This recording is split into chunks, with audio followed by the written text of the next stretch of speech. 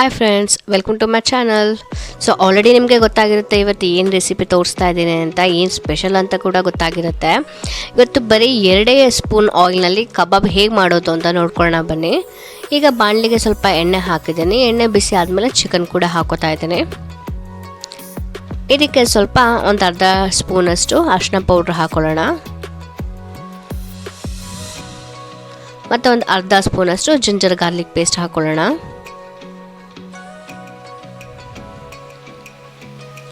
ಒಂದು ಅರ್ಧ ಸ್ಪೂನಷ್ಟು ಧನಿಯಾ ಪೌಡರ್.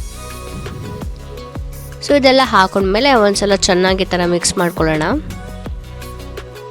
ಈ ರೆಸಿಪಿ ಮಾಡೋದಂತೂ ತುಂಬಾ ಈಸಿ, ತುಂಬ ಕ್ರಿಸ್ಪಿಯಾಗಿ ತುಂಬ ಟೇಸ್ಟಿಯಾಗಿ ಬರುತ್ತೆ. ಈಗ ನೋಡಿ, ನೀವು ಯೂಶ್ವಲಿ ಕಬಾಬ್ ಮಾಡಬೇಕು ಅಂತ ಹೇಳಿದ್ರೆ ಅದು ಡೀಪ್ ಫ್ರೈ ಮಾಡಬೇಕಾಗುತ್ತೆ, ಸ್ವಲ್ಪ ಎಣ್ಣೆ ಹಾಕಿ ಫ್ರೈ ಮಾಡಬೇಕಾಗತ್ತೆ, ಮತ್ತು ಆ ಆಯಿಲ್ನ ರೀಯೂಸ್ ಮಾಡಬೇಕು. ಇಲ್ಲ ವಾರ ಬಂತು ಅಂತ ಹೇಳಿದ್ರೆ ಮತ್ತೆ ಅದು ಹಾಗೆ ಉಳ್ಕೊಬಿಡುತ್ತೆ. ಸೊ ಅದೆಲ್ಲ ಸ್ವಲ್ಪ ಕಷ್ಟ ಅಲ್ವಾ. ಸೊ ಈ ರೆಸಿಪಿ ಮಾಡೋದ್ರಿಂದ ಅದನ್ನೆಲ್ಲ ಅವಾಯ್ಡ್ ಮಾಡ್ಬೋದು. ಈಗ ಒಂದು ಅರ್ಧ ಸ್ಪೂನಷ್ಟು ನಾನು ಖಾರದ ಪುಡಿ ಹಾಕೋತಾ ಇದ್ದೀನಿ. ಸ್ವಲ್ಪ ರುಚಿಗೆ ತಕ್ಕಷ್ಟು ಉಪ್ಪು. ಈಗ ಇದು ಸ್ವಲ್ಪ ಚೆನ್ನಾಗಿ ಮಿಕ್ಸ್ ಮಾಡ್ಕೊಳ್ಳೋಣ.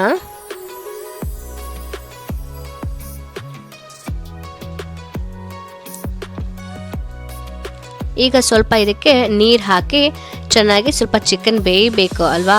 ಸೊ ಸ್ವಲ್ಪ ನೀರು ಹಾಕಿ ಚಿಕನ್ನ ಬೇಯಿಸ್ಕೊಳ್ಳೋಣ.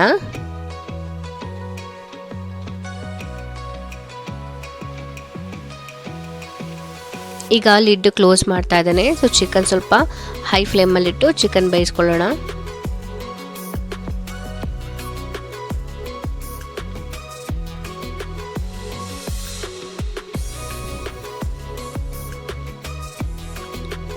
ಈಗ ನೋಡೋಣ ಬನ್ನಿ.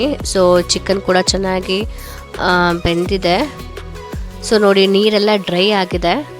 ಸೊ ಈ ರೆಸಿಪಿ ಸ್ವಲ್ಪ ಹಾಗೇ ತವಾಗೆಲ್ಲ ಅಂಟ್ಕೊಳ್ಳುತ್ತೆ, ಯಾಕಂದರೆ ಡ್ರೈ ಫ್ರೈ ಮಾಡ್ತಿರೋದಲ್ವಾ. ಸೊ ಹಾಗಾಗಿ ಈ ಥರ ಆಗುತ್ತೆ, ಬಟ್ ಚೆನ್ನಾಗಿ ಮಿಕ್ಸ್ ಮಾಡ್ಕೊಳ್ಳಿ. ಸೊ ಇದು ಅವಾಯ್ಡ್ ಆಗುತ್ತೆ, ಏನಿಲ್ಲ. ನಾನಿವತ್ತು ತೇಜು ಕಬಾಬ್ ಪೌಡ್ರನ್ನ ಯೂಸ್ ಮಾಡ್ತಾ ಇದ್ದೀನಿ. ಜಸ್ಟ್ ಇದರ ಚಿಕನ್ ಮೇಲೆ ಈ ಥರ ಕಬಾಬ್ ಪೌಡ್ರ್ ಹಾಕ್ಕೊಂಡು ಚೆನ್ನಾಗಿ ಮಿಕ್ಸ್ ಮಾಡ್ತಾ ಇರಬೇಕು. ಇದು ಲೋ ಫ್ಲೇಮಲ್ಲಿ ಇಟ್ಬಿಟ್ಟು ಮಾಡಿ, ತುಂಬ ಹೈ ಫ್ಲೇಮಲ್ಲಾದರೆ ತವಾಗೆಲ್ಲ ಅಂಟ್ಕೊಬಿಡುತ್ತೆ. ಸೊ ನೀವು ನಾನ್ ಸ್ಟಿಕ್ ತವಾ ತೊಗೊಂಡ್ರೆ ಇನ್ನೂ ಬೆಟರ್. ಸೊ ನೋಡಿ, ಈಗ 2 ಸ್ಪೂನ್ ಆಯಿಲ್ ಹಾಕೋತಾ ಇದ್ದೀನಿ.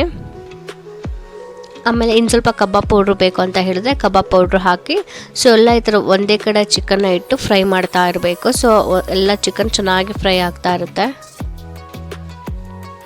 ನೋಡಿ ಎಷ್ಟು ಸಖತ್ತಾಗಿ ಫ್ರೈ ಆಗ್ತಾ ಇದೆ ಅಂತ. ಸೊ ನಿಮಗೆ ಇಲ್ಲಿ ನೋಡಿದಾಗ ಹಸಿಯಾಗಿ ಕಾಣುತ್ತೆ. ಒಂದು ಚಿಕನ್ ಎಲ್ಲ ಆದಮೇಲೆ ಒಂದು 10 ಮಿನಿಟ್ಸ್ ಬಿಟ್ಟರೆ ಸೊ ಕಬಾಬೆಲ್ಲ ಸ್ವಲ್ಪ ಡ್ರೈ ಆಗುತ್ತೆ, ಚೆನ್ನಾಗಿರುತ್ತೆ ಕ್ರಿಸ್ಪಿಯಾಗಿ ತಿನ್ನೋಕ್ಕೆ.